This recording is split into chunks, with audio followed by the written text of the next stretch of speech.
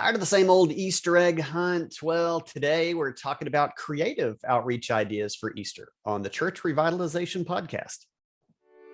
Hello, and welcome to the Church Revitalization podcast, brought to you by the Malphurs Group team, where each week we tackle important, actionable topics to help churches thrive. And now, here's your hosts, Scott Ball and AJ Matthew. Welcome to the Church Revitalization Podcast. My name is Scott Ball, and I'm joined by my friend and co-host, AJ Matthew. AJ, glad to have you back on the podcast, hosting alongside of me, my friend. What a great day the Lord has made, and to be talking about Easter coming up before we know it. Yeah, it is going to be here before we know it. And I don't know, you may be listening to this podcast in future years as you scour the internet for some fresh idea. And I think it's fair to say that the Easter egg hunt is good. You know, it's a tried and true thing, but it's a little bit like VBS where everybody's kind of doing one of these things. And so you might want to, I don't know, peek out from the crowd a little bit, do something a little bit different. Or maybe you're just like me by personality and just want to try new things just to try new things. Yeah.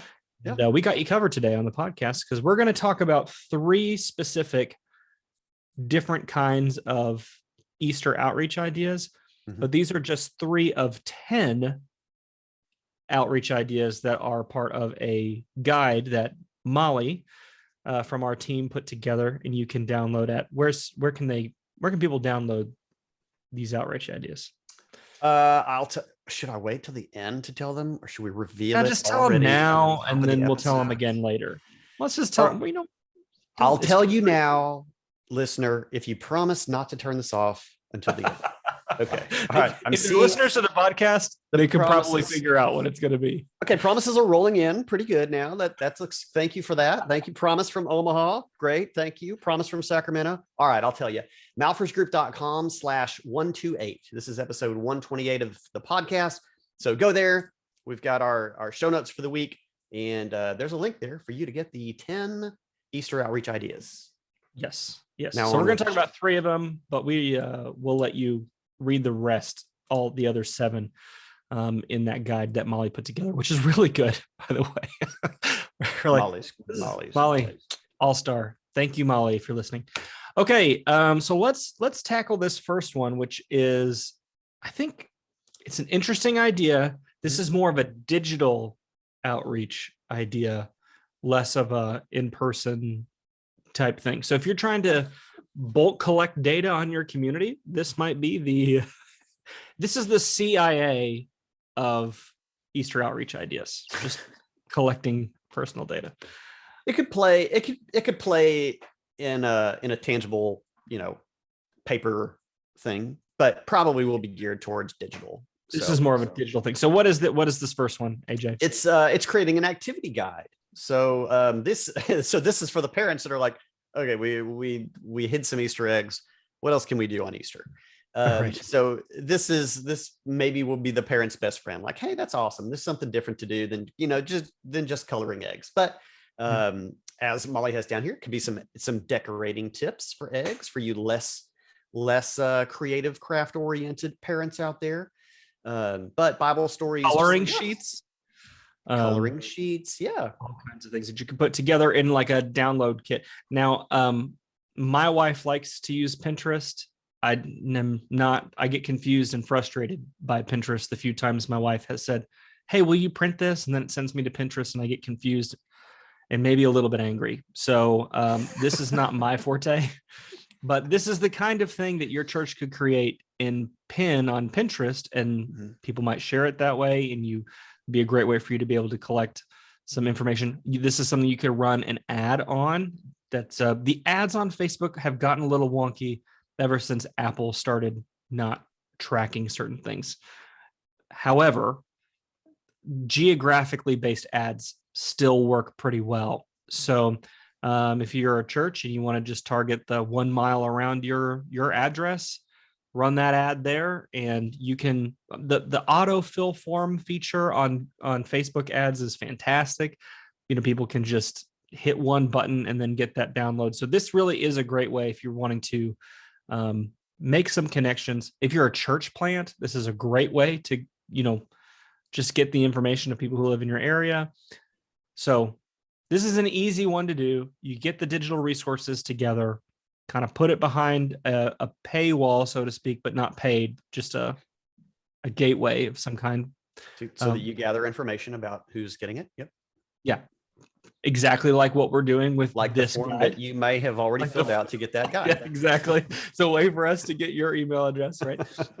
Full disclosure, but you know what we're doing, and you're opting in on that, I guess. But this is a good thing to do. I mean, if you're trying to make some connections with some people in the community, this is a thing you can do. It's a service you're providing. It's easy. This probably wouldn't be your only Easter outreach thing, but something you could do that might supplement. Or you could use it as a way to then invite people to Easter, because you're collecting email addresses that you could then send out. Hey, do you like this, activity kit? Mm-hmm. Join us, on Easter Sunday at such and such. Right. Hey, and that's a great Facebook post that you could do, like, this week anyway. What are some of your favorite Easter activities that your family does? Compile a list, create some engagement on Facebook for your church, and then think through some of the best ones. So that's right. So there you go. So this is a digital outreach idea. And if you've not done something like this, it would be good. You just kind of get you outside of your box a little bit. All right. So that one is a part of that, the outreach ideas that are available to you. So the second one that we're going to highlight is taking a different angle on this, and it's a spring cleaning event. So we've had a digital thing, kind of a your church to a family connection, easy kind of connection there. This one is hands-on. Let's go get dirty. Wear some rubber boots and bring a rake. And this has got I think this could manifest itself in a variety of ways, Scott. I mean, this could be cleaning up a city park or medians, common spaces in the city or public spaces, or it could be more targeted maybe towards shut-ins or, people that don't have the ability to keep up their property, maintain their property. Single parents. Yeah. Maybe don't have the ability to, mulch their flower beds and these kinds of things.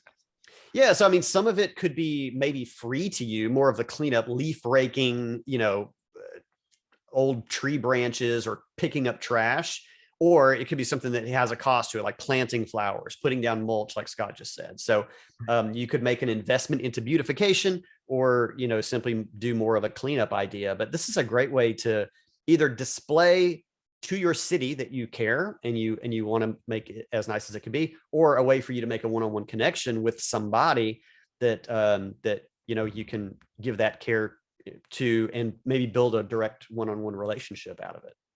Yeah, that's right. There's definitely a good Easter connection here in that, you have Jesus who makes all things new. And so you're freshening things up and getting ready for new growth in the spring with flowers and all this stuff, kind of just helping to prepare for that, prepare the way for the flowers. And so, as AJ said, this is something that you could do in your community, that then when people ask, hey, why are you guys doing this? You can say, hey, this is a way for us to sort of physically demonstrate the way that Jesus makes all things new. And we want to do this, serve the community.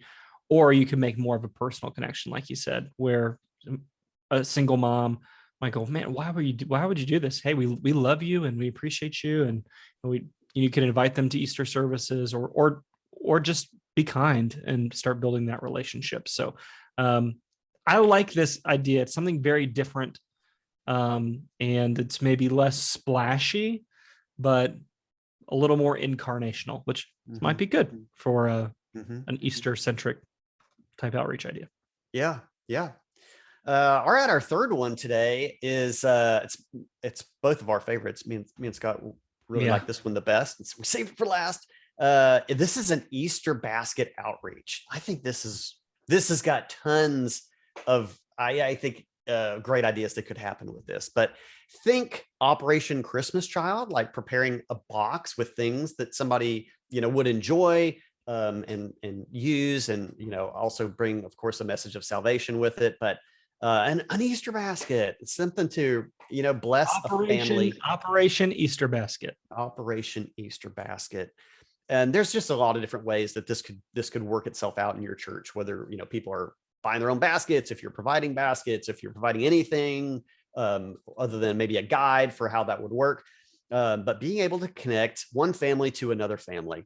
But at the local level, and what an awesome thing to be able to do. So I think this is really cool. Scott, you kind of just made a great connection point for any of you churches out there that maybe, you have some sort of a vision or outreach initiative that you're working on, kind of like this one-to-one or make one type vision where people are praying for maybe another family or an individual that they would just come to know the Lord.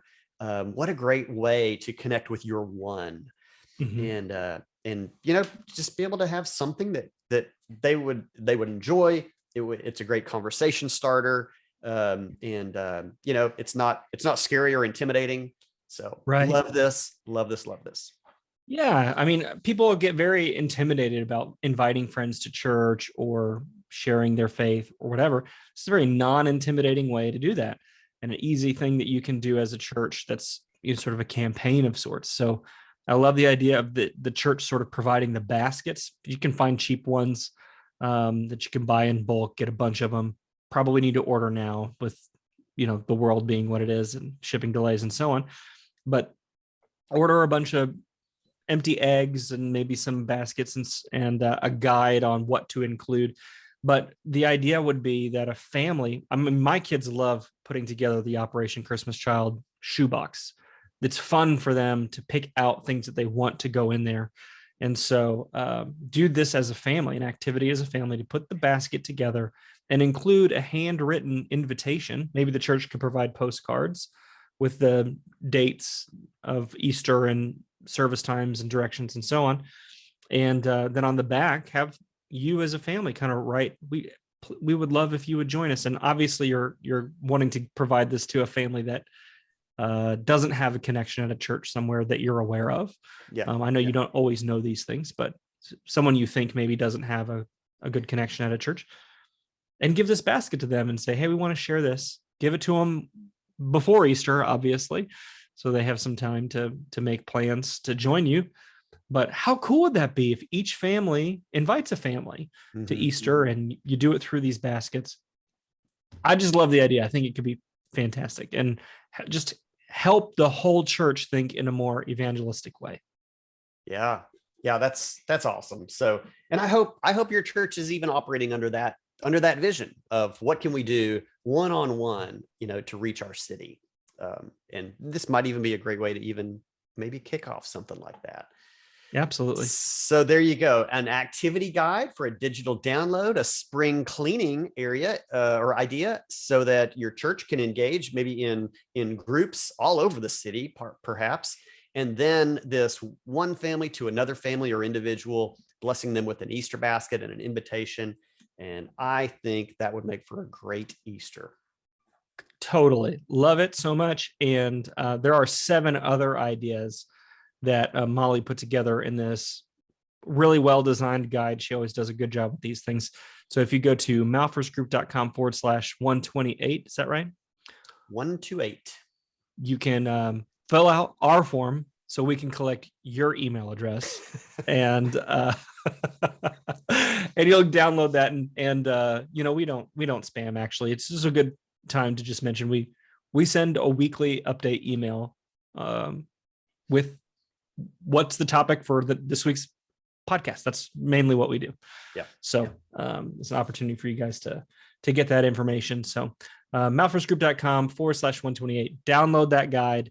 And I hope that one of the 3 ideas we covered today, or one of the 7 other ideas that Molly has in there, might just be a platform for you. Like, maybe you don't take the idea exactly how it's in there, but if you look it over with your staff and go, what could we do? Or your outreach team, or whatever it is that you have at your church, kind of look at these ideas and maybe it will just prompt something new. And listen to the Holy Spirit. He's going to give you guidance on the right thing for your church to do, and obey that and do it.